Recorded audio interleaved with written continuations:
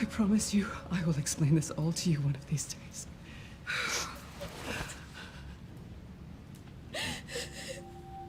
Grace, please know that you are my hope. Never forget that. What are you talking about? Just... I love you. Dans l'univers de Resident Evil, on peut croire que la notion d'espoir est paradoxale. Dans un monde marqué par de nombreuses expériences et catastrophes biologiques, on finit logiquement par penser qu'il n'y a plus vraiment de place pour autre chose que le chaos. Et pourtant, une résistance existe malgré tout et espère un jour réussir à briser ce cycle. C'est donc bien cette notion d'espoir qui traverse la saga depuis le début, et c'est justement ce qui est au cœur de Resident Evil Requiem.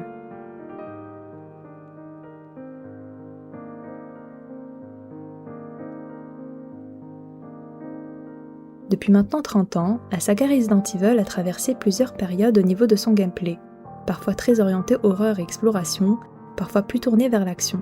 Et Resident Evil Requiem donne l'impression de vouloir rassembler en un jeu tous ces différents éléments qui ont marqué la saga au fil du temps.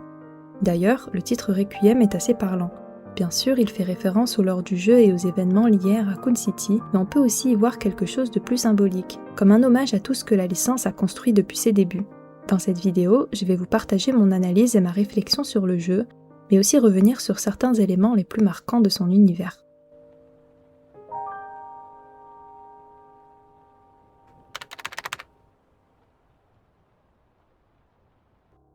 L'une des choses qui rend selon moi Requiem très intéressant, c'est la différence assez marquée de gameplay entre Léon et Grace. D'un côté, on a Léon S. Kennedy, agent de la DSO et vétéran de la saga. En le jouant, on se sent plus en confiance car son gameplay est très orienté action. Il a plus d'armes, de munitions, et ses techniques de mêlée et finisher sont très puissants. Cependant, pour moi, on reste tout de même loin du côté très action de RE6, parce que l'environnement est assez anxiogène et on garde une certaine tension. De l'autre côté, on a Grace, un nouveau personnage de la licence. Elle est agente du FBI et a l'air beaucoup moins expérimentée sur le terrain, surtout face aux créatures du jeu. Son gameplay est plus lent car sa démarche est plus prudente et basée sur la gestion de ressources. Donc jouer dans la peau de Grace, c'est être beaucoup plus vulnérable face à notre environnement, ce qui est tout de suite plus immersif. J'ai trouvé le système de loot pour Léon assez intéressant avec les modules de tracking présents un peu partout, notamment sur les ennemis vaincus, et qui servent de crédit utilisable pour acheter des armes, des améliorations et des objets. Ça nous pousse à combattre le plus possible nos ennemis plutôt que de les éviter. Pour Grace, les ennemis laissent quelquefois, en les éliminant, des pièces utilisables dans la salle de jeu contre des objets ou améliorations. Mais ils laissent surtout du sang, récupérable à l'aide d'un nouvel objet qui est le collecteur de sang, pour fabriquer des armes, des munitions ou des objets. D'ailleurs, j'ai beaucoup aimé les nouvelles armes du jeu, notamment le Requiem Magnum, dont la finition de son skin film noir est magnifique, mais aussi l'injecteur hémolytique, qu'on peut justement créer avec Grace grâce au collecteur de sang et qui est très efficace même contre les ennemis les plus coriaces. Je trouve que l'alternance entre les deux personnages fonctionne vraiment bien. Passer de Grace à Léon donne presque l'impression de reprendre son souffle, et à l'inverse, revenir sur Grace fait immédiatement remonter la pression. Et personnellement, j'ai peut-être préféré le gameplay de Grace parce que j'ai davantage ressenti la peur et le côté survival horror. Même en vue à la troisième personne, la tension reste présente, car le personnage paraît peu expérimenté et effrayé.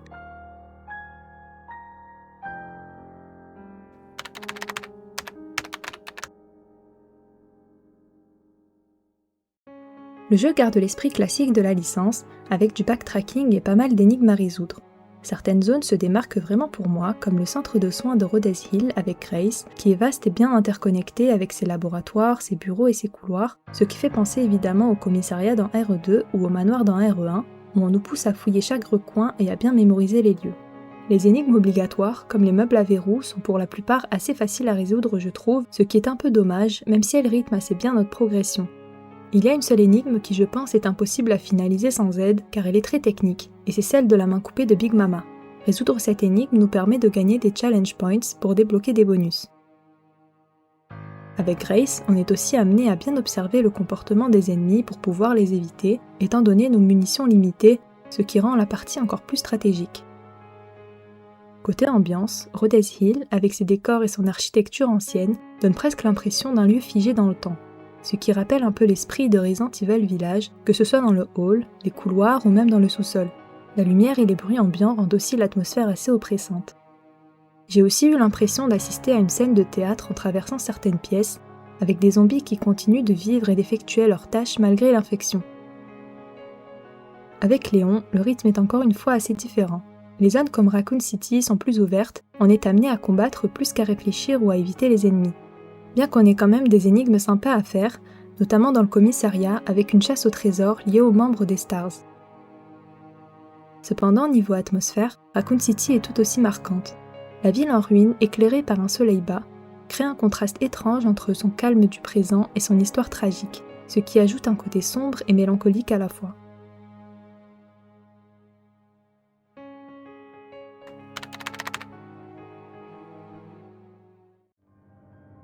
Dans Requiem, on a aussi des stalkers qui sont particulièrement effrayants. Au début du jeu, on rencontre Marie, surnommée Big Mama, qui est une enfant transformée en monstre suite aux expériences de Victor Gideon, l'antagoniste principal du jeu. Ses bruits de chaînes et de pas au plafond sont assez oppressants, et elle fait beaucoup d'apparitions surprises qui m'ont fait sursauter beaucoup de fois, surtout dans la zone du sous-sol. Elle est aussi très coriace, et en mode démentiel, il suffit qu'elle nous attrape une seule fois pour nous éliminer. Par la suite, on rencontre les frères Chunk, Thomas et Timothy Jackson, qui à l'origine sont des patients du centre de Rhodes Hill ayant, eux, subi les expériences liées au virus T, qui les ont transformés en créatures humanoïdes massives et difformes. Ils évoluent dans Rhodes Hill en nous bloquant les couloirs et en détruisant tout sur leur passage. Ils sont aussi très durs à éliminer. Leur apparence et leur manière de se déplacer m'a beaucoup rappelé le bébé monstrueux dans le manoir Beneviento dans Village. On a bien sûr les emblématiques zombies de la saga, et ce que j'ai trouvé paradoxalement beau avec ceux du jeu, c'est qu'ils aient gardé une part de leur humanité après avoir été infectés. Ce sont à l'origine des personnes contaminées récemment par Victor Gideon avec une souche modifiée du virus T. Ceux qui m'ont le plus marqué sont bien sûr ceux du centre de soins de Rhodes Hill, comme les employés qui continuent de travailler, ou les patients enchantés comme Selena Corey et Miranda Hale, qui sont en plus assez coriaces comme ennemis. J'ai aussi remarqué, notamment au sous-sol du manoir, qu'on peut même entendre certains zombies demander de l'aide ou nous dire de partir, ce qui en plus d'être troublant nous fait ressentir de l'empathie pour eux. Dans ce sens, je pense que Capcom a vraiment voulu, avec cet opus, mettre en avant l'idée que derrière chaque zombie, il y avait une vie humaine, des souvenirs et des émotions. Je pense en particulier à la communication faite avant la sortie du jeu, et précisément à la publication du court-métrage live-action intitulé « Evil Has Always Had a Name », qui montre une mère et sa fille vivant une journée normale à Raccoon City avant l'épidémie, mais qui par la suite se font infecter et décèdent malheureusement. Le message est assez fort et ça nous pousse à voir les ennemis différemment en jouant à ce jeu. Et c'est aussi avec ça qu'on comprend la portée du titre choisi, Requiem, faisant directement hommage aux morts de Raccoon City. La mutation du virus T dans le corps des infectés a donné naissance aux Blisterhead, reconnaissables avec leur tête gonflée et difforme, qui est d'ailleurs leur point sensible. Cette mutation a aussi créé les Blisterborn, qui ressemblent beaucoup aux régénérateurs de Resident Evil 4, puisqu'il faut viser certaines parties du corps pour les éliminer. La différence ici, c'est que ces points faibles sont directement visibles sans lunettes biothermiques, ce qui rend leur élimination un peu plus facile. Par la suite, on retrouve les infectés de Raccoon City sortant des décombres de la ville, qui sont les victimes originales de la catastrophe de 1998. Mais après toutes ces années, le virus a continué d'évoluer dans leur corps, ce qui explique qu'ils soient toujours en vie. On croise aussi des membres du BSAA qui ont été infectés plus récemment par le nouveau virus T. Le jeu fait également revenir plusieurs créatures emblématiques de la saga. On croise par exemple à Raccoon City une araignée géante qui rappelle celle de Resident Evil 0, le tyran dans le commissariat rappelant Mr. X, et enfin dans l'arc, le laboratoire souterrain d'Umbrella, les fameux liqueurs qui sont assez nombreux.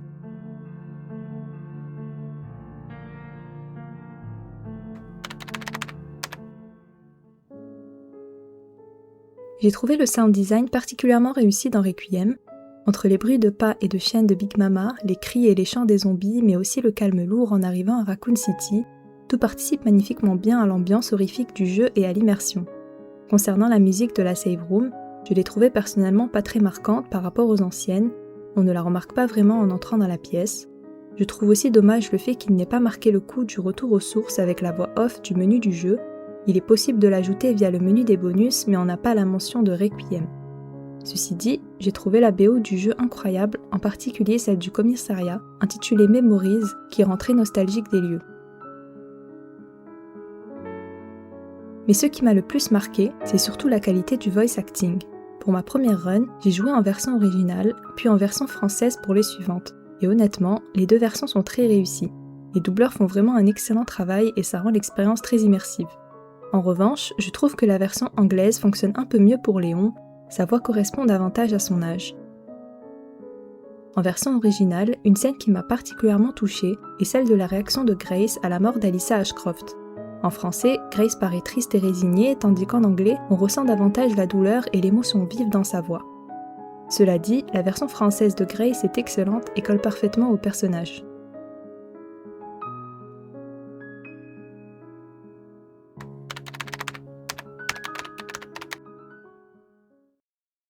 Pour comprendre le lore de Resident Evil Requiem, il faut revenir au tout début de l'histoire de la licence. En 1998, l'équipe STARS, une unité d'élite de la police de Raccoon City, est envoyée enquêter sur une série de meurtres étranges dans les montagnes Harkley. Leur enquête les mène au manoir Spencer, qui sert en réalité de façade à un laboratoire secret d'Umbrella, une entreprise pharmaceutique qui menait en secret des recherches sur des armes biologiques, notamment sur le virus T. Peu après, la situation dégénère à plus grande échelle. Le virus se propage dans la ville de Raccoon City, véhiculé par les rats dans les égouts à partir d'un autre laboratoire d'Umbrella souterrain, le Nest, et contamine la population. Pour empêcher l'épidémie de se répandre au-delà, le gouvernement américain prend la décision radicale de larguer un missile thermonucléaire sur la ville, ce qui va complètement la détruire. Officiellement, cette frappe avait pour objectif de contenir la catastrophe, mais il existerait d'autres raisons dissimulées, comme empêcher des groupes rivaux du marché des armes biologiques, notamment venant d'autres pays, de récupérer des données d'Umbrella. Tout cela suggère que les États-Unis ont joué un double rôle, à la fois financeur et utilisateur de certaines technologies biologiques, information qui est mise en lumière à la fin du jeu.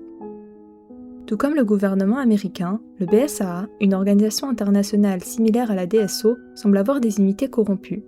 Ce n'est cependant pas le cas de l'escouade Elite Houndwolf dirigée par Chris Redfield et cofondateur de l'organisation.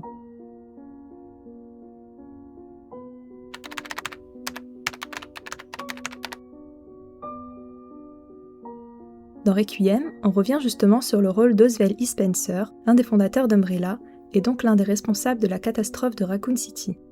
Dans le jeu, on apprend qu'il travaillait aussi sur un projet appelé Elpis. Après sa mort, d'anciens chercheurs d'Umbrella comme Victor Gideon, ainsi que d'autres organisations rivales, cherchent à retrouver le résultat de ce projet, pensant que c'est un nouveau virus capable de contrôler les esprits. Sauf qu'avant sa mort, Alyssa Ashcroft, une journaliste et survivante de Raccoon City, lui accorde une interview filmée. C'est grâce à cette dernière qu'on comprend à la fin du jeu qu'Elpis n'est en réalité pas une arme, mais un antiviral capable de neutraliser les infections liées aux armes biologiques, y compris celle du virus T. Pour lui, c'est une forme de rédemption face aux catastrophes qu'il a provoquées. Personnellement, j'ai eu un peu de mal à croire à cette rédemption, surtout quand on connaît le personnage à travers les précédents jeux. Choisir de ne pas libérer Elpis et par conséquent la mauvaise fin, elle provoque la mort de Léon et celle des derniers infectés du virus T ou leur transformation radicale en zombies.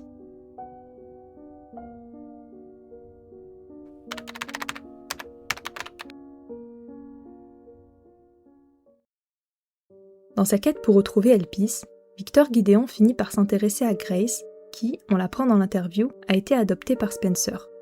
Pour lui, ce détail ne peut pas être une coïncidence. Il pense alors que Grace pourrait être liée aux recherches de Spencer, peut-être même porter une trace génétique particulière ou une forme de mémoire issue de ses expériences. En effet, Spencer avait mené par le passé des recherches autour du transfert de mémoire et de conscience bien avant la destruction de Raccoon City. Dans ce sens, il menait des expériences sur des enfants pour trouver un hôte capable de supporter les virus et les procédés expérimentaux liés à ses recherches. Mais il décide de les arrêter et crée donc l'antiviral Elpis. Cependant, Gideon reprend ses travaux initiaux des années plus tard et tente d'en reproduire les résultats.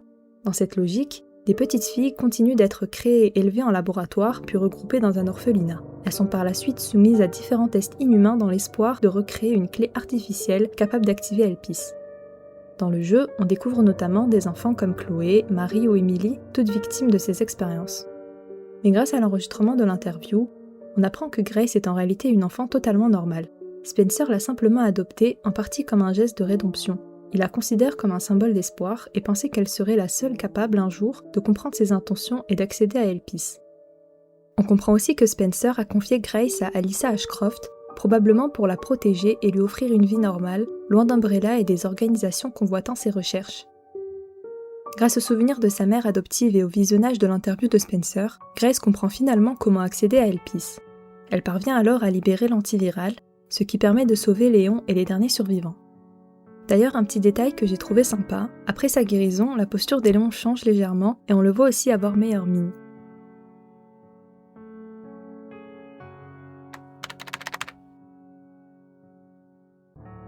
Je pense que l'histoire nous pousse aussi à voir le thème de l'espoir sous un angle différent, notamment à travers le parallèle entre Léon et Grace, qui selon moi représentent les deux faces d'une même pièce. Âgé maintenant de 49 ans, Léon est un personnage profondément marqué par Raccoon City, alors qu'il s'apprêtait à l'époque à commencer son premier jour de travail dans la police. Il a après ça passé sa vie à lutter contre les dégâts des armes biologiques. Grace, nouveau personnage clé du jeu, se retrouve elle aussi, en faisant son travail d'inspection, plongée dans une catastrophe sans le vouloir. Ce qui rend ce parallèle intéressant, c'est que Léon incarne le passé de la saga, quelqu'un qui vit avec les conséquences des crises biologiques, comme son infection au virus T qui d'ailleurs s'empire dans RE9, alors que Grace représente plutôt l'avenir. Elle a la possibilité de briser ce cycle, comme elle a fait en débloquant l'antiviral, ce qui a permis par la même occasion de soigner les derniers survivants de Raccoon City et refermer cette page de l'histoire une bonne fois pour toutes. On retrouve aussi un autre point commun entre eux, leur instinct de protection. Grace essaie de protéger Emily dans le jeu, comme Léon l'a fait avec Sherry, Ashley ou même Elena auparavant.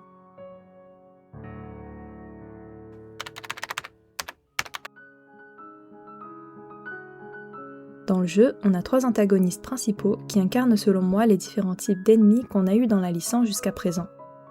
Victor Gideon est un ancien scientifique d'Umbrella obsédé par ses recherches sur Elpis. C'est l'archétype du scientifique prêt à dépasser les limites morales pour atteindre ses objectifs. Personnellement, il m'a même fait penser au Docteur Octopus dans Spider-Man, au niveau de son look mais aussi de son caractère déraisonnable et obstiné. Zeno, lui, est un haut gradé de l'organisation criminelle The Connection, apparu dans Resident Evil 7 et né en partie des réseaux laissés par Umbrella. Il collabore en façade avec Victor Gideon, mais en réalité, il poursuit ses propres objectifs autour d'Elpis. Zeno rappelle évidemment Albert Wesker, antagoniste emblématique de la saga, par son apparence et ses capacités surhumaines, mais aussi car il agit uniquement pour son intérêt personnel. Cependant, je le trouve beaucoup moins charismatique que son prédécesseur, il ne fait pas une grande apparition dans le jeu et meurt assez facilement de la main de Victor Gideon. Enfin, il y a le commandeur, que l'on voit dans l'arc lors de son combat face à Léon. Ça n'a pas été confirmé officiellement par Capcom, mais c'est très probablement Hunk, célèbre soldat d'élite d'Umbrella, connu pour avoir survécu à la mission visant à récupérer le virus G dans Resident Evil 2. Il a la même voix, le même look et des attaques spéciales identiques. Lui et son équipe, l'Alpha Team de l'Umbrella Security Service, protègent les installations de The Connection sous Raccoon City, agissant comme la dernière ligne de défense pour protéger l'accès à Elpis.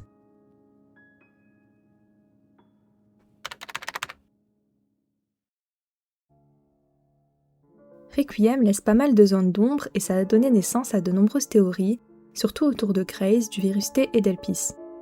Le mystère que j'ai trouvé le plus intriguant dans le jeu concerne Grace et sa résistance au virus T.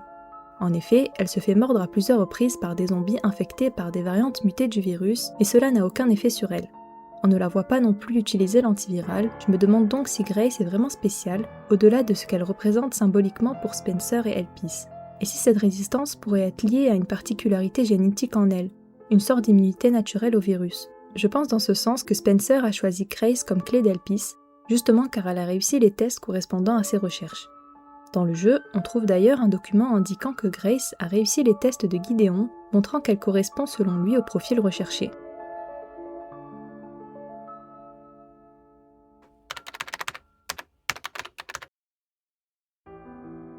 On a énormément d'easter eggs dans les environnements, ce qui était assez attendu pour un épisode qui marque un retour aux racines de la saga. Je ne les ai pas tous trouvés, mais il y a déjà pas mal de petites références sympas que j'ai pu relever. À Rainwood, on peut croiser le restaurant Green 14, qui semble faire directement référence au restaurant Green 13, présent dans Resident Evil 3 original. À Rhodes Hill, dans la première partie avec Grace, on peut voir un livre intitulé Shadow Ghost, très probablement inspiré du livre Shadow of Rose dans Resident Evil 8. On voit d'ailleurs Emily lire un livre en braille qui y ressemble beaucoup. À Raccoon City, qui est le lieu historique de la licence, on peut logiquement compter beaucoup d'easter eggs. Parmi ceux que j'ai vus, il y a différents objets appartenant à d'autres personnages, notamment aux membres des Stars dans le commissariat, comme le béret de Jill ou la veste de Chris Redfield. On peut même apercevoir, si on regarde bien, Tofu, un personnage jouable dans les mini-jeux de RE2. Dans le parking, sous le commissariat, Si on regarde bien, on peut y trouver le porte-clés en forme d'ours en peluche d'Ada Wong. À la sortie du commissariat, on tombe sur l'iconique boutique Kendo Gun Shop, sur un ballon à la tête de Mr. Charlie, effigie du magasin Toy Uncle présent dans RE3. Plus loin dans le jeu, en arrivant à l'arc, on peut également apercevoir le logo de Tricell, l'organisation sous laquelle Albert Wesker a travaillé et que l'on découvre dans Resident Evil 5. Dans le bureau de Spencer, à la fin du jeu, on remarque aussi un tableau signé d'un M qui représenterait Mère Miranda et son enfant. On retrouve également quelques références dans les dialogues. Léon prononce certaines répliques qui rappellent directement des personnages emblématiques de la saga. So kind of you to keep our friends busy. We'll keep our friends busy. Good riddance. Good riddance. I was just resting my eyes. I just rested my eyes. Côté gameplay, certains mécanismes rappellent aussi les anciens épisodes. Par exemple, dans la partie avec Léon dans l'arc, l'ascenseur n'arrive qu'après avoir éliminé tous les ennemis de la zone, ce qui m'a fait penser à la séquence de l'ascenseur au laboratoire de Lille et le combat avec Verdugo dans RE4. Enfin, un petit clin d'œil que j'ai bien aimé concerne la cinématique d'apparition de l'araignée géante à Raccoon City, qui rappelle fortement une scène du Seigneur des Anneaux.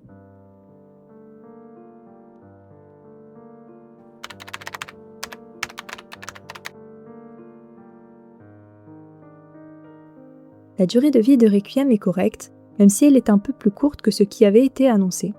Ma première partie m'a pris environ 11 heures, en prenant le temps d'explorer la plupart des zones en profondeur. Ceci dit, comme les précédents opus, plusieurs éléments poussent à refaire le jeu, comme les différents niveaux de difficulté, les défis et objectifs secondaires, ou encore des contenus spéciaux à débloquer, comme des skins ou des nouvelles armes.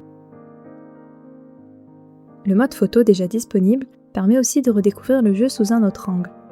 Et de plus, des DLC, des mini-jeux et du contenu supplémentaire sont prévus, ce qui prolongera encore plus l'expérience et donnera envie de revenir explorer le jeu.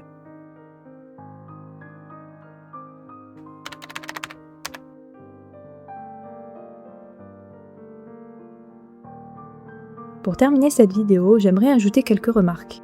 Concernant les combats, j'ai trouvé la difficulté du boss final un peu décevante. Je m'attendais aussi à un combat un peu plus difficile avec le retour du tyran. Ces combats manquaient de challenge et c'est dommage. Cela dit, j'ai beaucoup aimé le combat avec Hank, qui était très bien rythmé et qui m'a rappelé celui avec Jack Krauser dans RE4 que j'ai adoré. Côté personnage secondaire, j'ai trouvé que la séquence avec Léon manquait un peu d'alliés ou de caméos. J'aurais bien aimé voir certaines figures liées à Raccoon City apparaître, comme Ada ou Claire, ce qui aurait encore renforcé le lien avec le passé de la saga. Même si au fond, Léon n'a plus vraiment besoin de personne à ses côtés pour accomplir ses missions. En revanche, je pense qu'il y a de fortes chances que certains d'entre eux reviennent dans de futurs DLC.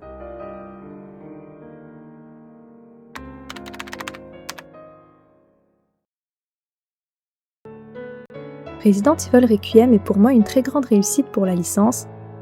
Le jeu réussit à mélanger plusieurs facettes de la saga tout en apportant une touche de nouveauté, avec un gameplay solide et un rythme dynamique dans l'alternance des séquences de Léon et Grace. Revenir à Raccoon City apporte une vraie touche nostalgique et le jeu conclut bien un chapitre important de l'histoire, et pour moi de façon assez inattendue avec la rédemption de Spencer. Capcom a fait un excellent travail sur cet opus et je ne serais absolument pas étonnée s'il remporte le GOTY 2026.